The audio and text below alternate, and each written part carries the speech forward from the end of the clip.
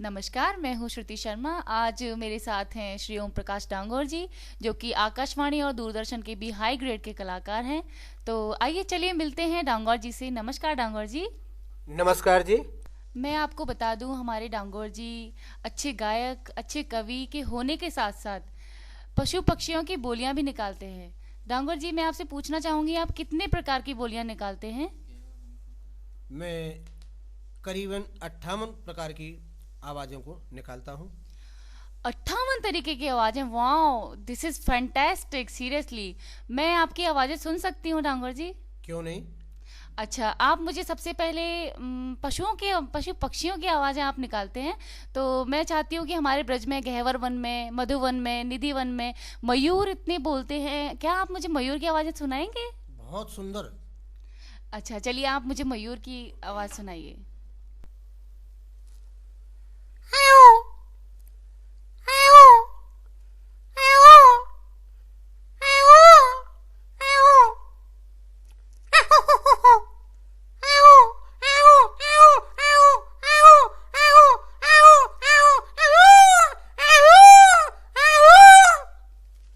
Wow, it's amazing, seriously. मुझे तो ये आवाज़ बहुत अच्छी लगी। राष्ट्रीय पक्षी की आवाज़ थी ये हमारी। आपको मैं बता दूं डांगर जी, हमारे राष्ट्रीय पक्षी के अलावा और भी पक्षियों की आवाज़ें निकालते हैं। बहुत ही सुंदर सुंदर आवाज़ें ये निकालते हैं। तो मैं सुनना चाहूंगी डांगर जी, और पक्षियों की आवाज़ भी आप सुनाइए मुझे। हाँ तो मैडम, जैसे ये तो सुबह के टाइम बोलता है। बहुत से लोग कहते हैं कि सुबह तो मुर्गा बोलता है, जी लेकिन नहीं। जी हमारे ब्रज में जैसे गहवर वन है, बिंद्रावन है, जी जैसे गहवर वन है, बिंद्रावन है, महावन है, कोकिला वन है, निधि वन है।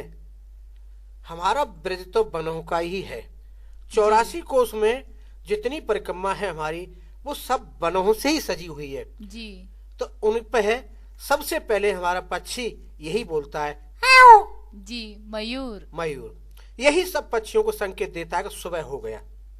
जी इसके बाद हमारे ब्रज में बहुत बहुत सुंदर कदम के वृक्ष हैं। जैसे गोवर्धन की परिक्रमा में बड़े सुंदर कदम के वृक्ष हैं। जी वृंदावन की परिक्रमा में बड़े ही सुंदर वृक्ष हैं। जी ऐसे ही हर जगह, हर मार्ग में, हर गली में, हर कुंज गली में बड़े सुंदर वृक्ष हैं। जी जब मयूर बोलता है तो उसके बाद एक पक्षी है जिसका नाम कबूतर है। तो कबूतर सोचता है कि मयूर सुबह के टाइम पर ज़्यादा बोले, सुबह हो गया। तो दोनों आंखों को मूंछ लेता है जी। और किस प्रकार से राधा कृष्ण का भजन करता है। तो आप हमें भजन सुनाएंगे? हाँ, उसकी भाषा में सुनाता हूँ। जी बिल्कुल।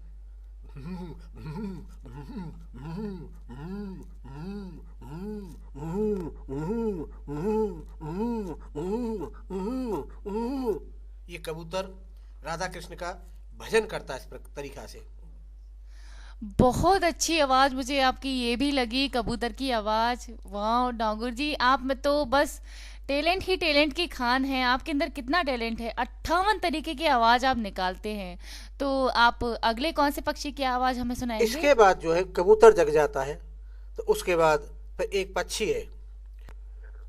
जैसे हमारे ब्रज में जब कबूतर बोला, मोर बोला, उसके बाद एक पक्षी है, उसका नाम हुक्कू है।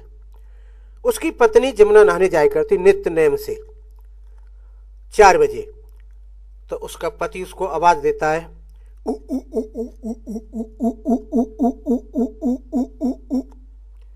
उसकी पत्नी जमुना पल्ली पार से आवाज लगाती है और कहती है,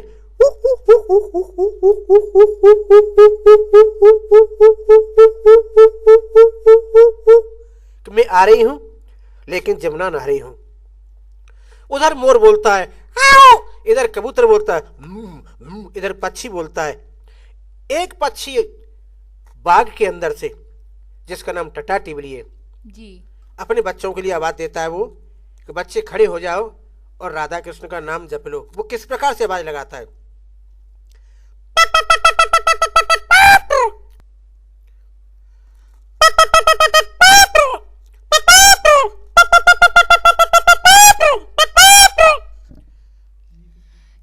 अच्छा टैलेंट है। आप मुझे जरा दोबारा बताइए डांगोर जी, ये कौन से पक्षी की आवाज है? जिसे हमारे यहाँ टटा टिबली कहते हैं। जी, टटा टिबली की आवाज कितनी अच्छी है, बहुत ही स्वीट सी आवाज है ये। तो मुझे तो ये आवाज बहुत अच्छी लगी, और मैं जहाँ तक सोचती हूँ दर्शकों, आपको भी ये आवाज बहुत अच्छी लगी होगी। अब अगली आप कौन सी आवाज सुनाएंगे हमें? इसके बाद जो है, जैसे टटा टिबली बोली, मोर बोला, फिर क्या होता है गामन की तरफ, जो हमारे ब्रज में बड़ी गांव है सुंदर सुंदर, जी जैसे गहबर वन है, वहाँ पर है बरसाना गांव, जी नंद गांव, जी और हमारा संकेत गांव। जी। बड़ी बड़ी सुंदर जैसी गौशाला है हमारे गोकुल में, वृंदावन में। तो इन पक्षियों की आवाज़ों को सुन करके हमारे गाय का बछड़ा जग जाता है। तो आप हमें गाय के बछड़े की आवाज निकाल के सुनाएंगे? हाँ, अपनी मैया से कहता है "आ, आ", उसकी माँ कहती है उससे आ बेटा दूध पी जा। ऐसे ही जब बछड़ा जग जाए, उसके बाद में हमारे ब्रज में बड़े प्रजापत हैं, उनके यहाँ पर थोड़ी हंसी आ जाएगी। तो वो भी सुबह और दोपहर शाम 3 टाइम भजन करता है। जी। उसके नाम से लोग हंसते हैं, जिसका आवाज से समझ जाएंगे आप।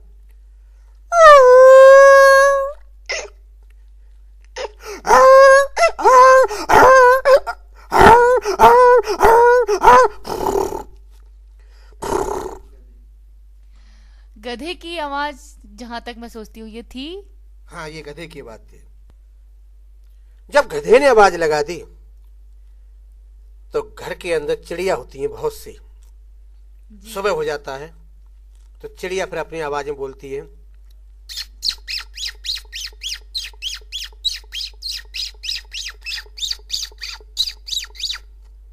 चिड़िया के बाद में चारों तरफ आवाजें आवाजें नजर आती हैं ब्रज के पक्षियों की।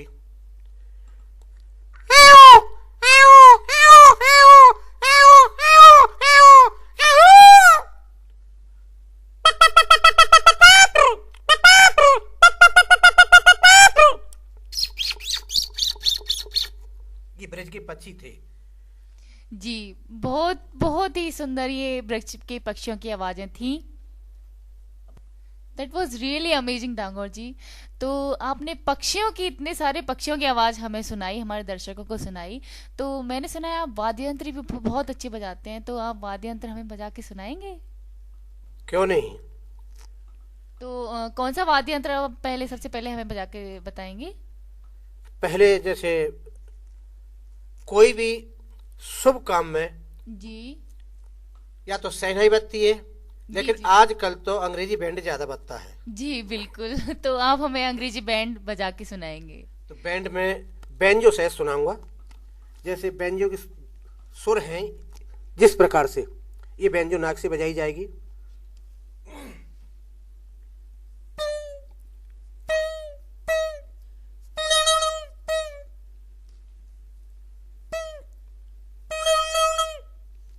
ये बैंजो की बात थी।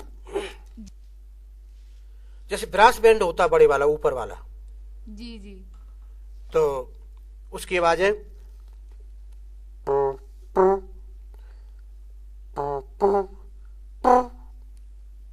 ये बड़ी ब्रास बैंड कहते हैं, जो छोटी त्रमपट कहते हैं।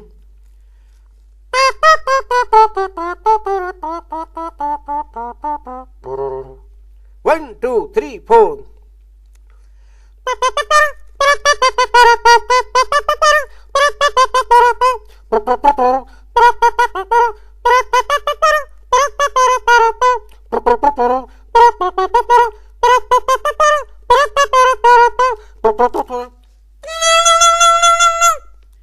ये हमारी आवाज बाजे के मतलब वाद्य यंत्र हमारी ज्यादातर है।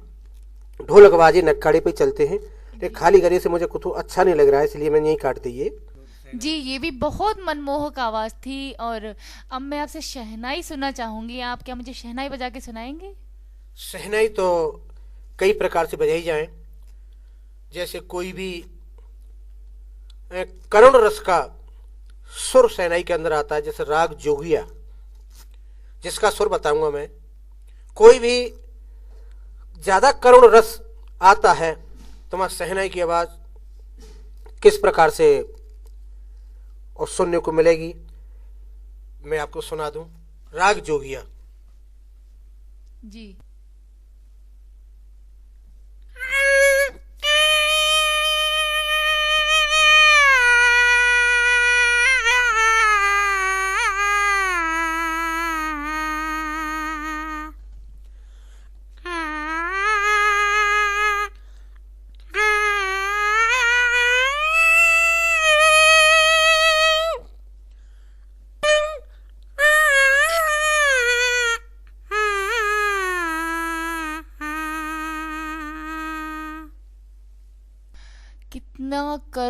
कितनी करुणा थी इस आवाज में। डांगोर जी, आपने मुझे एक पल के लिए रुला ही दिया था।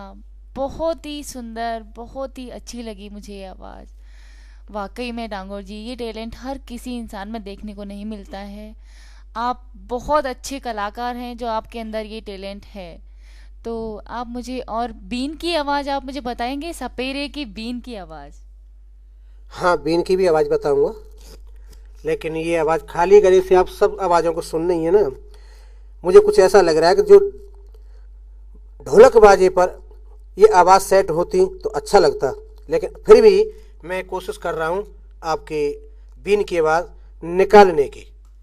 डांगोर जी, मैं आपको बता दूं कि ढोलक बाजे को उसकी ज़रूरत नहीं है। आप एक बहुत अच्छे कलाकार हैं, तो जहाँ तक मैं सोचती हूँ आप बिना ढोलक बाजे के ही बहुत अच्छी आवाज़ निकालेंगे। जैसे सपेरा गली के अंदर आता है तो उसकी आवाज़ कैसी आएगी।